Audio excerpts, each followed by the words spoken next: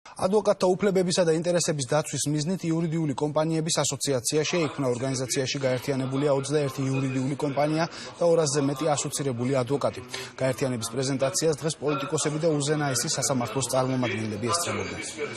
ასოციაციის მიზანია კორპორატიული ურთიერთობების მოწესრიგება იურიდიულ ბაზარზე, ადვოკატთა უფლებების დაცვა, რაც ყველაზე მთავარია ადვოკატის როგორც მართლმსაჯულებაში მონაწილე პირის როლის განმტკიცება, როგორც საკანონმდებლო სივრცეში, ისე მართლმსაჯულების განხორციელების. ბევრი წინააღმდება ექნებათ ჩვენთანაც და საკანონმდებლო ხელისუფლებასთანაც, რომ ადვოკატის როლი გაძლიერდეს და ეს უნებლიო პირველ რიგში სასამართლოსთვის არის მისაღები, იმიტომ რომ ყოველთვის უკეთესია, როცა ერთმანეთის წინაშე დგანან კვალიფიკაციით უმაღლეს დონეზე ორივე მხარე. ეს ასოციაცია მოკლე ხანში შესთავაზებს საზოგადოებას მისთვის საინტერესო და მნიშვნელოვან ცვლილებებს, მათ შორის ცვლილებებს კანონმდებლობაში.